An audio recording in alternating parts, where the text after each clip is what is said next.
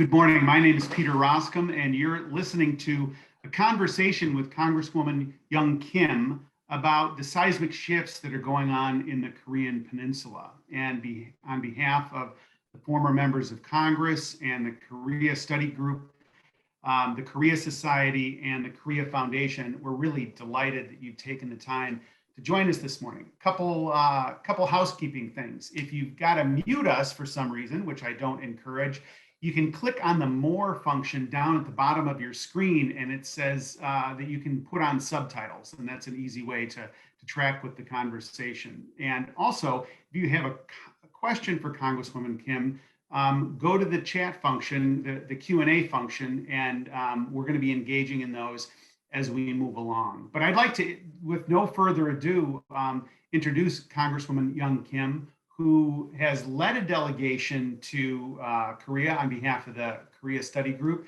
and is leading a delegation this year as well. So Congresswoman, welcome. Can you just sort of set the table for us and give us your view on what are the top lines of what's been happening in on the peninsula and why this is so important for U.S. policymakers? Sure.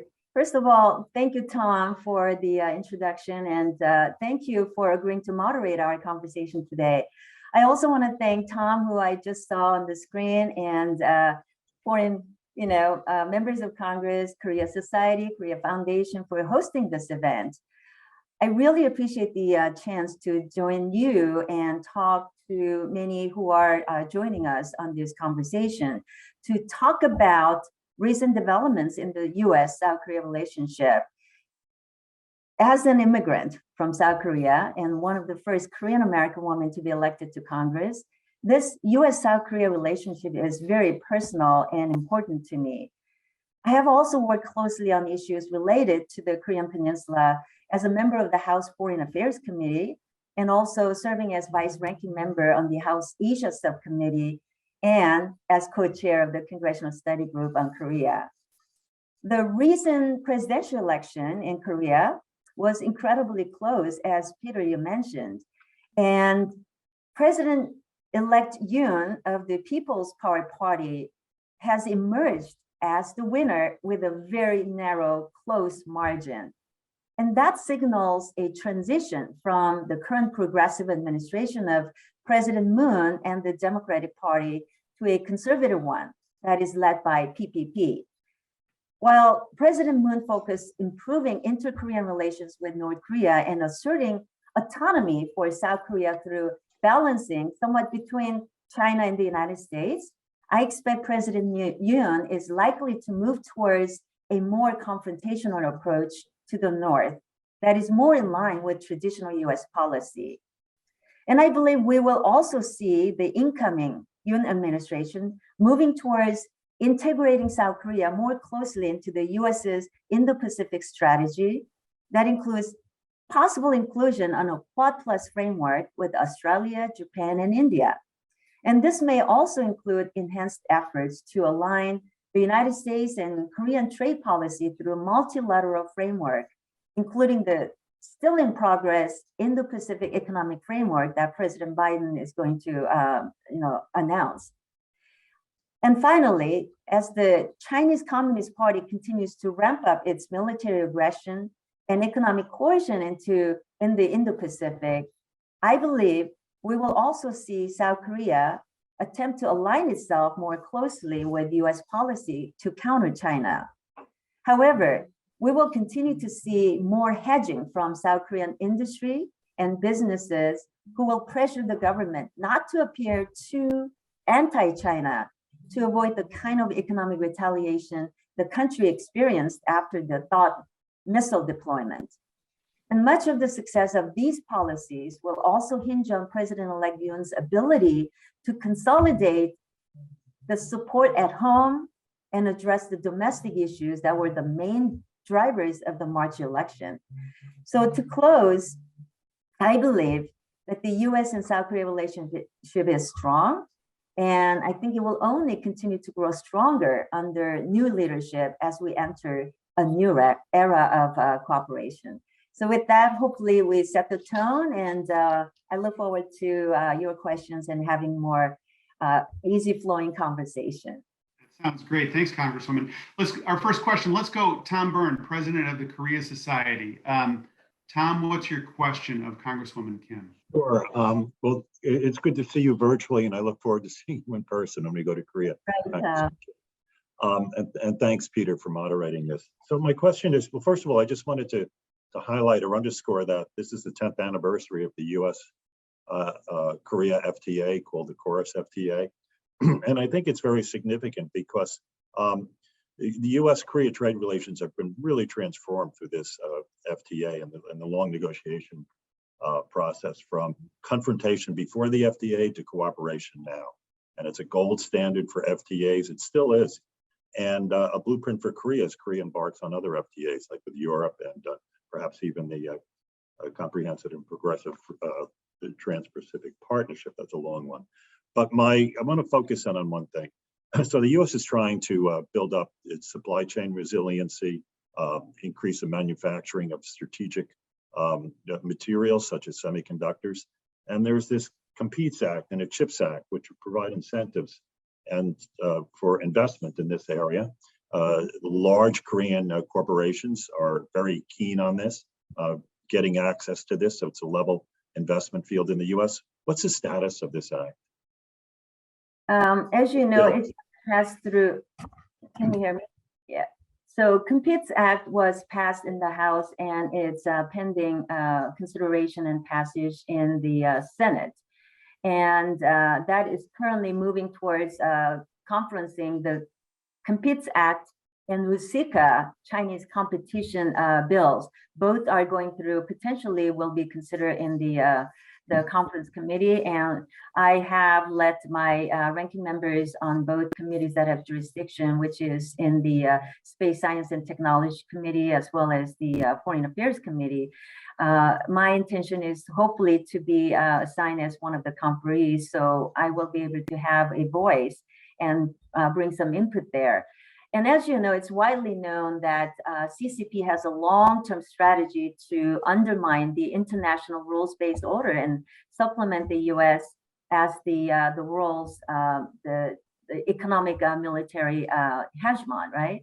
So you mentioned the semiconductors, the global competition with semiconductors, supply chain security, cybersecurity, the artificial intelligence and technology research and development. They play an increasingly important role in American innovation, national security, job creation, and our defense industrial base. So since I serve on the China working group within the Problem Solvers Caucus, and I serve as a co-chair, we are publicly urging the leadership of both chambers of Congress to forge a bipartisan compromise to come up with a comprehensive China strategy. And as part of that process, I have vocally supported fully funding the CHIPS Act and leveraging increased investment in semiconductor production in the United States and allies countries such as South Korea.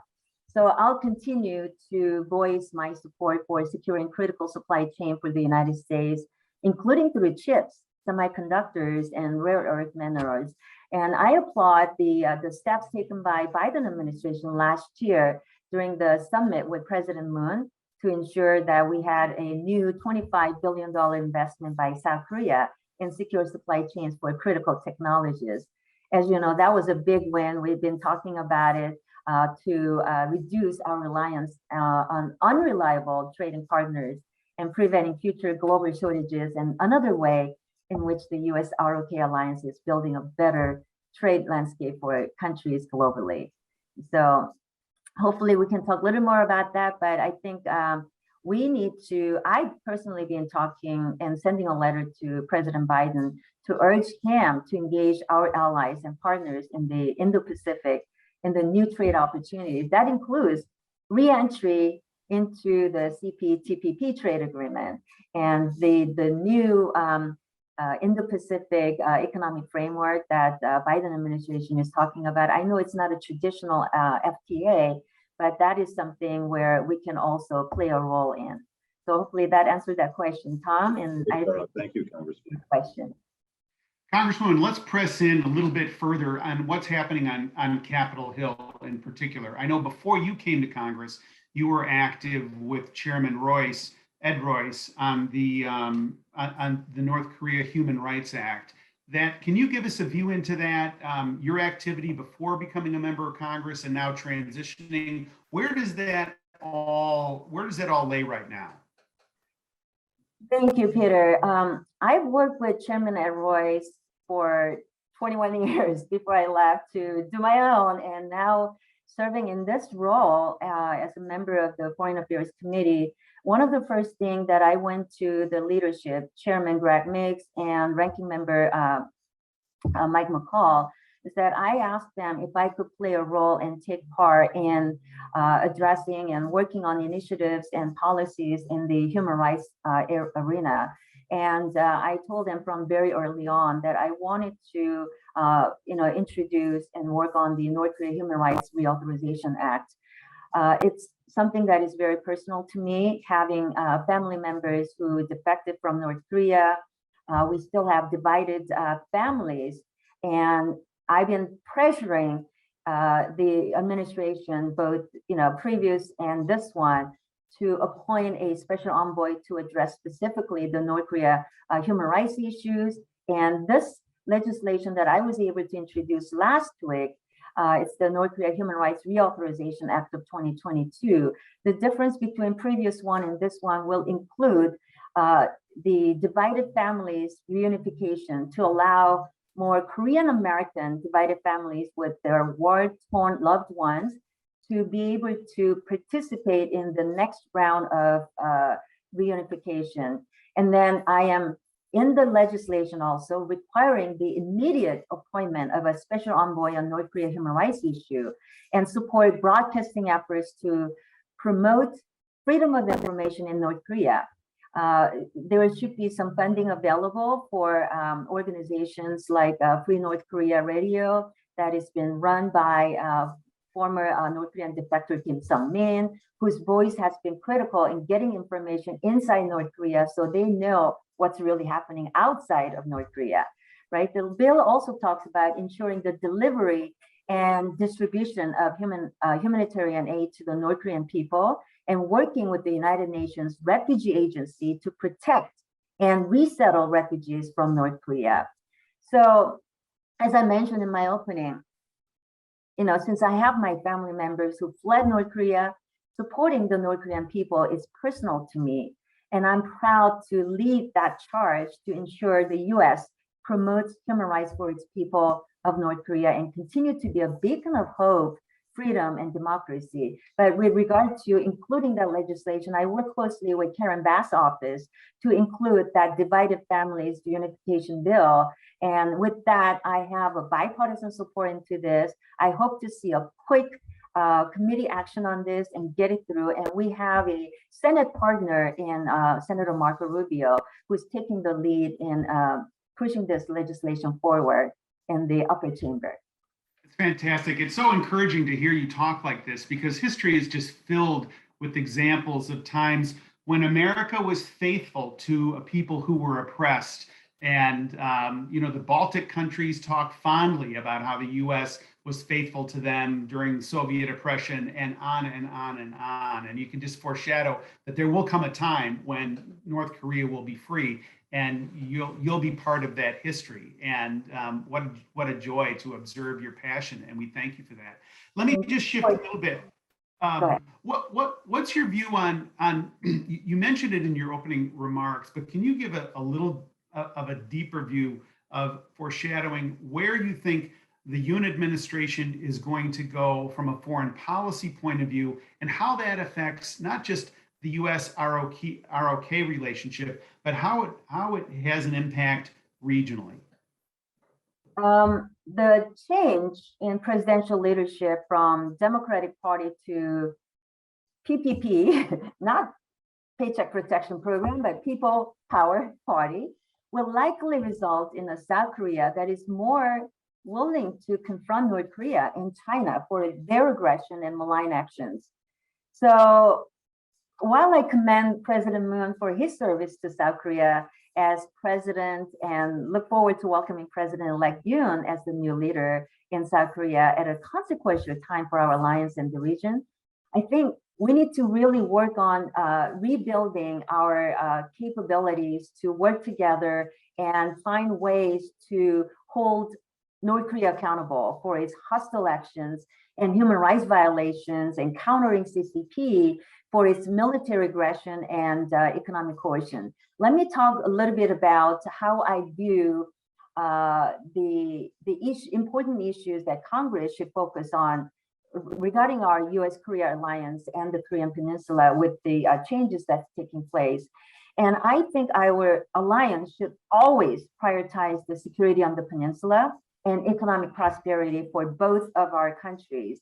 And on the security front, our alliance must present a strong, united front to counter aggression and threats from North Korea.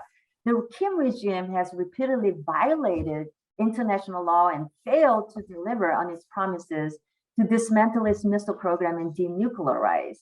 So through these actions, the Kim family has consistently demonstrated what their priorities are to the world.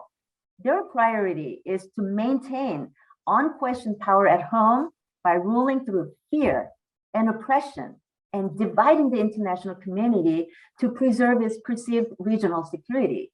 So instead of offering unilateral concessions or implementing new punishment for past behavior without foresight, our alliance must pursue a strategy that targets Kim Jong-un's direct interest to exact concessions on denuclearization and human rights, primarily through enforcing existing sanctions and leveraging more aggressive information delivery campaign to the people of North Korea. We talked about information into North Korea through programs like Free North Korea Radio, Radio Free Asia, Voice of America.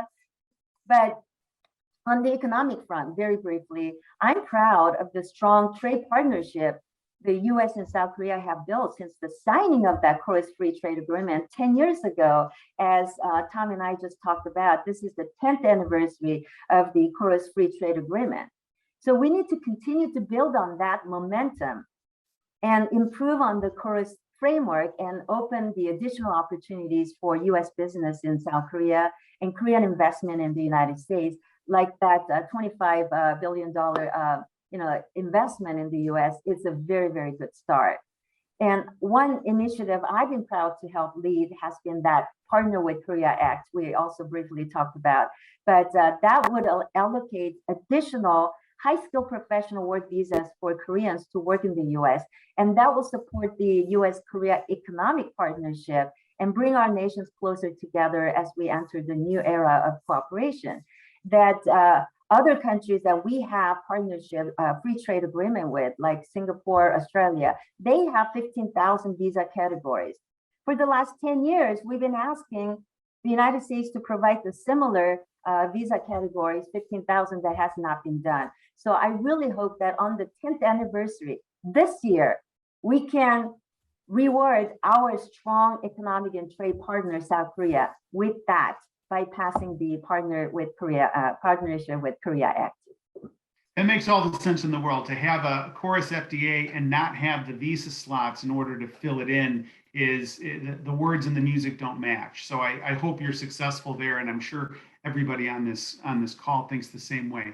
Let me press in a little further on a point that you just raised, and it was an interesting one, and that is to be looking at future conduct of Kim Jong-un instead of sort of litigating the past. It's not exactly how you said it, and I don't want to put words in your mouth, but the takeaway was what I think you were suggesting: let's move forward from here and look forward to prevent bad acts in the future. And you focused our attention particularly on things around Kim in particular, you know what I mean, as an individual. Was I understanding that right in terms of targeting his own economic activity and sort of what I would characterize as the criminal mafia-like enterprise of the Kim family in North Korea? Is there a way for us to use that kind of specificity in targeting and isolating and bringing sanctioned consequences to them?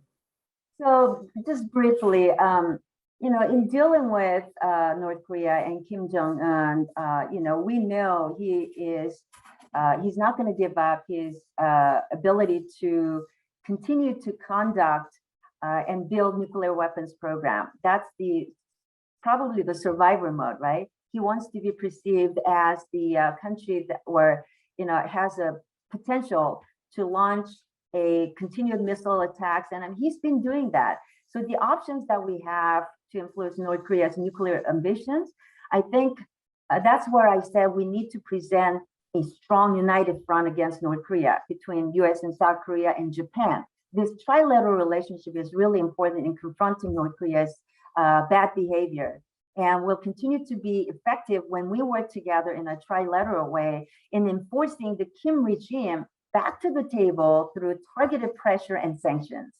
However, we must also direct our attention to the continued support that PRC and Russia have provided to North Korea to evade that UN-imposed sanctions and skirting the international law.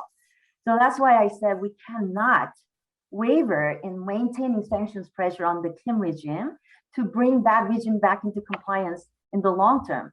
And we need to support human rights for its people and work towards the complete, verifiable, irreversible denuclearization of North Korea. But we cannot talk about denuclearization without talking about human rights issues. Kim regime really does not appreciate or respect its own people's human rights. So we need to be talking about human rights in North Korea before we talk about anything else. And supporting human rights must be a prerequisite for denuclearization of North Korea. That's why I'm urging Biden administration since last year, since I got here, to appoint that special envoy for North Korea human rights issues so that we can focus on coordinating our response to the constant abuse experienced by the North Korean people. If we don't talk about it, we're going to let North Korea just slide through this kind of issues. So we need to keep talking about it, bring North Korea human rights violation to the front of the burner, not kind of slide it to the back burner. And this There's is a lot of hot. Lincoln has been assuring me for months. And I welcome his resolve to say, yes, this is an important issue for us. But I have yet to see that position filled. I have yet to see anything other than words, real action taking place. You were talking, I began thinking about all the hot spots around the world. We're all watching Ukraine closely. We've just come off of this Afghanistan, the disastrous pullout of Afghanistan. We know that Taiwan Straits is a potential hotspot, and now we're talking about North Korea and Kim's ambitions and how aggressive he is. You could imagine, and I'm just speculating now, but you could imagine that there would be a temptation on the part of some policymakers to say, gosh, we can't deal with all these things at once. How about with Kim, we offer him incentives to, quote, behave himself. What's your view on that? Does that end well? I think I know your answer, but could you speak to the temptation to try and offer Kim incentives and whether that's good or bad policy? Well, we need to reassert our credibility on North Korea. So when we say a certain action is intolerable, we have to mean it and be ready to impose consequences with the help of international community. And we should absolutely be open to offering incentives for North Korea for showing verifiable progress in halting its nuclear weapons program.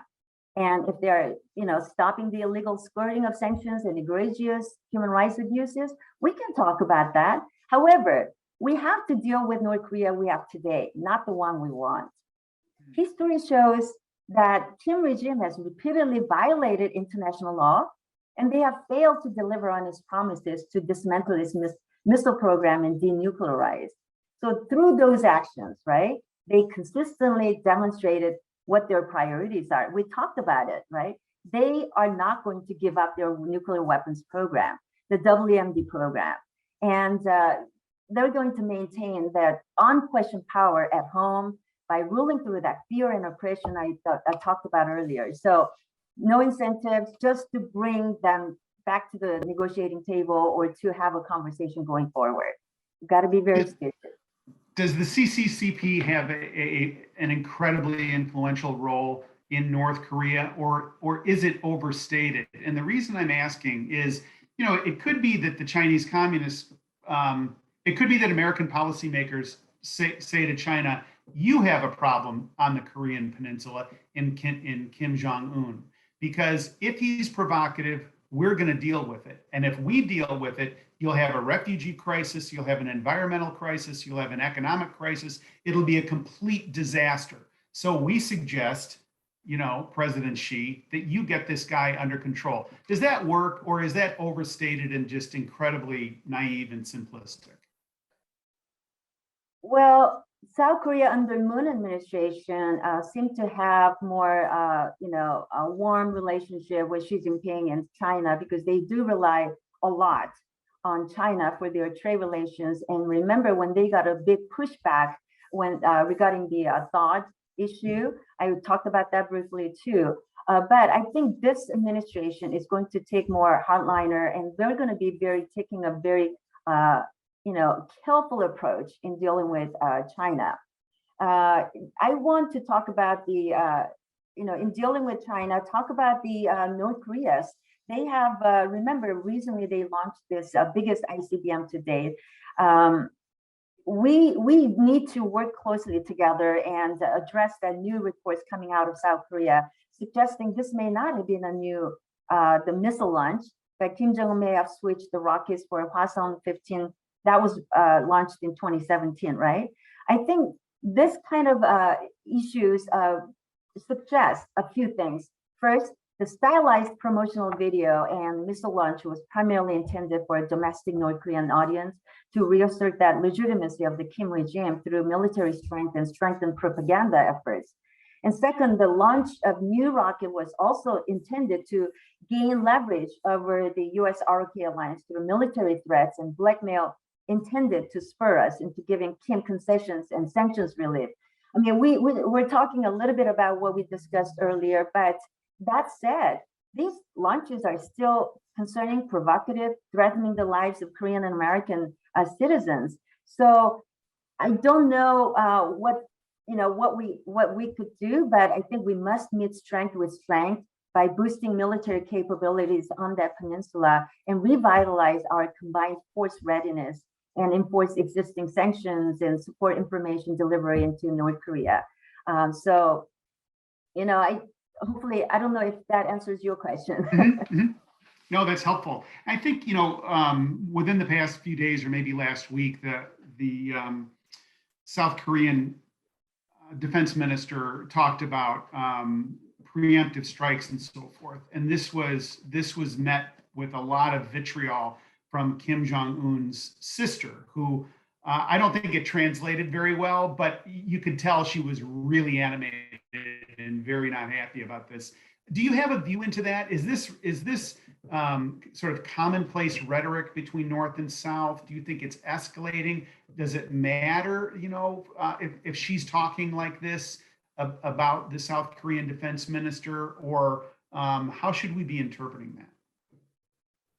Interestingly, we haven't seen her speak, or we haven't seen her, actions lately, not much. But you're right, last year, sometime in the previous times, she's been very vocal, and her hardline approach and almost to the point of threatening South Korea, if you do this, we're going to take a harder action against you. We can come militarily, or we can, launch any type of aggression towards you. I mean, that type of rhetoric doesn't really help. And I don't know, she's so quiet lately, so I don't know what she's up to. But with the Yoon administration coming in, it would be interesting to see if she takes any stronger leadership role. I don't know what's going on in North Korea because nobody knows what's happening. In terms of the domestic issues, the campaign focused on economic issues and housing and the role of women in Korean society and some of these other things.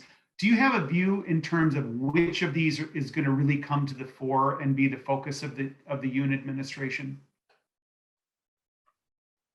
You know, I really couldn't tell what kind of domestic issues that he's going to pursue. One thing I can tell you is that President Yoon comes from the law enforcement, you know, as a former prosecutor. So I think he's going to be focusing on the public safety issues a lot, and the ensuring that their communities are safe for people to feel, especially with the you know,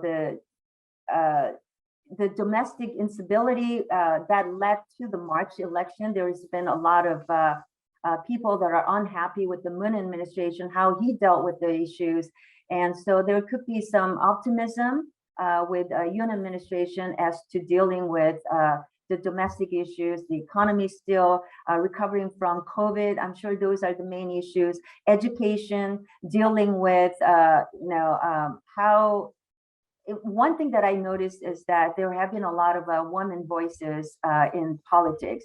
There have, at each presidential election, there has been a woman candidates running. So hopefully they will inject some of their policy initiatives that would be helpful for the domestic issues in terms of education, women's issues, the equal opportunity for women, especially those who are working with you know, challenges faced as a working moms, the dealing with the individuals with disability. Those things I think are still part of the main domestic issues, and Yoon administration might focus on that. But for those of us who are working, you know, in the United States and looking into South Korea's new leadership coming in, I think it is natural for us to just look at the relationship between U.S. and South Korea in the foreign affairs arena.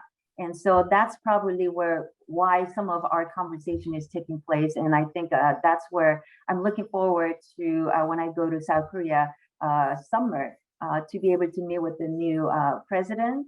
And by then, there have been some regional elections that would have taken place in May, I believe. So we'll be meeting with all new leaders. And I look forward to discussing not only the US-Korea relations on the foreign policy level, but also listening to them as to what the domestic issues and priorities will be. Excellent. Let me invite our audience to participate in the conversation, and just go to the Q&A function and type in your question. One of the questions was, do we expect the appointment of an ambassador soon? U.S. ambassador to South Korea? Yes. Along with you know, my focus on getting a U.S. envoy, a special envoy on North Korea human rights issues, this will be something that is very important for our continuing U.S.-Korea relations, to have someone in that ambassadorial position, so that we can continue on building a strong momentum in improving on our relationship, both on the political, economic, and in all fields. And to have like, I know Sung Kim has been a wonderful ambassador, serving as our ambassador there. And then of course we had Catherine, and then we now, you know, I think Ambassador Harris has done a good job, but I think we really deserve to have somebody there on a full-time basis. And I look forward to having somebody appointed and confirmed by the Senate very soon. South Korea is such an important ally that we deserve to have someone there as soon as possible. But at the same time, you know, we cannot divide the ambassadorial attention by having that person divide their attention into serving in other countries or on other issues. For example, for now, Sung Kim has been looked upon as a key diplomat when it comes to Korea issues, but he's serving as an ambassador to Indonesia, I believe. But he's also serving as an advisor to deal with the North Korea human rights issues, or Korea issues in general. We need a full-time ambassador for the, South Korea. Sounds very reasonable. I don't think it's asking too much. Here's the question: what's President Yoon-elect's administration position likely to be on South Korea's development of nuclear capabilities to offset North Korea's threat? I think we just talked about how I felt that President Yoon's policy will be more stronger when it comes to dealing with North Korea. His administration will be harder, taking more harder line than Moon administration has done. That's for sure. So I think that's going to be his challenge right now. But he doesn't have the foreign affairs policy or have a previous elected position policy. So he's going to rely on a lot of advisors that have, I guess, good relationship with the United States. So I think previously, before we started, we talked about, Han Duck-soo, former ambassador's name has been named as a potentially incoming prime minister. And we talked about, I know we didn't want to get into naming individuals, but Park Jin, who's in United States right now, I know he arrived on Sunday. So today and this week, I will be welcoming him and having a conversation with his delegation. People like him who already have a very good understanding of how South Korea should address the continuing threats from North, or in how do we address those potential aggression, and how do we deal with China? How do we deal with issues like that? I think having somebody, President Yoon elect, equipping himself with those experts who understands what is at stake, I think would be a good thing. And from an American perspective, I mean, Han Duck-soo as prime minister, he knows us well. He understands the United States. He knows our culture. He knows our politics. So there's a natural synergy. Let me pose another question, Congresswoman, from the audience. What do you think? You mentioned in your remarks a couple of minutes ago the trilateral relationship, U.S., Japan, ROK. How do you think the bilateral relationship is between Japan and Korea, given its complicated history and the weight of things that are upon both countries now, and how sobering it is, and the responsibilities they have in the region? What do you foreshadow in terms of that bilateral relationship? I think on the economic front, I think Japan and South Korea also have, they have a good relationship, and it needs to be that way. And I think they can also utilize the Indo-Pacific strategy in terms of, working together to strengthen what is already a strong economic front and trade relations. I know the historical disputes have complicated their relationship, but again, encountering our adversaries, I think it is more important than ever that they recognize that they need to work together. And both Japan and South Korea are strong allies with the United States, and the United States really value their relationship. Separately, U.S.-Japan relations, separately, U.S.-Korea relations, but together, collectively, as a trilateral relations, I think we can do a lot in the region. And that also helps, countering the potentially the growing superpower that China is. And so we need to tread lightly, but again, working together. I think it's really important that Japan and South Korea continue to build a stronger relationship and hopefully get beyond that historical disputes, because enough has been said and enough conversation has been said about around that historical disputes or the territorial disputes. But I think we can move forward. History is, again, important to address, because if we don't get the history right, we cannot move forward with the future. So I think both economies, both countries are mature enough that we can get past that. Let's just, in the couple minutes that we have, get a little bit of a deeper conversation, or just your view on China in particular. So here we've got China that has failed to admonish the Russian invasion of Ukraine, and we've seen Russia become really very, very quickly isolated on the world stage. I mean, just remarkably so, and has really become essentially an international pariah. China is in a different category, though. We have a fairly limited U.S.-Russian economic relationship. We have a deep U.S.-Chinese relationship. Similar, Taiwan is deeply connected with China. Japan is, Korea is. How do you see this economic relationship and the depth of it having an impact for trying to move China in a more positive direction on these things? Are they too big to push around? Can we have some influence? And what do you make of the fact that they haven't denounced the Russians? First of all, on the issue of Russia not condemning the invasion of Ukraine, that sets a terrible precedent for the region.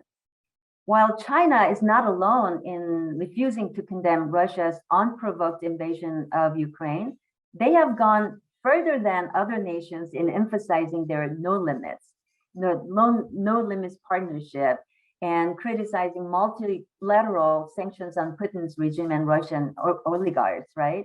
That puts China clearly out of step with the international rules-based order and represents a dangerous step should other nations in the region choose to follow in their footsteps. So the US should continue to emphasize that any direct action to undermine or evade sanctions on Russia will be met with immediate and harsh economic punishment. China is largest trading partner with the United States. We cannot ignore that. The most we can do is use the United States as the leader that it should be and is to work with our allies in the region to pressure China to abide by the international law, rules-based law. That's what we can do. And in regards to countering China on that issue, especially with the Ukraine, I introduced the Dictator Act to investigate whether China was engaging in this behavior of helping Russia behind our backs, skirting around the sanctions that we put in place. And so the legislation calls for asking State Department to develop a strategy to counter their malign behavior. And so I will continue to support the passage of that bill and others similar to that to send a clear signal to China where we draw the red line over support for Russia.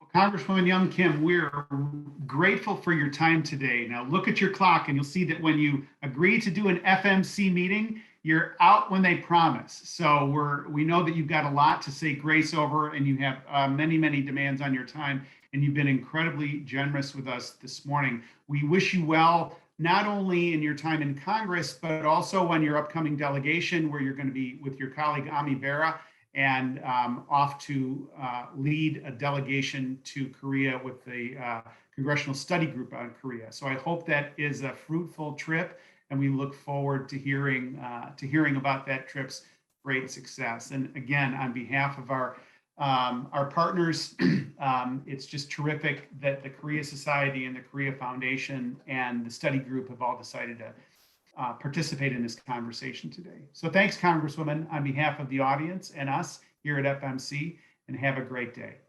Thank you very much for this opportunity to talk to you again. I am looking forward to that trip in July.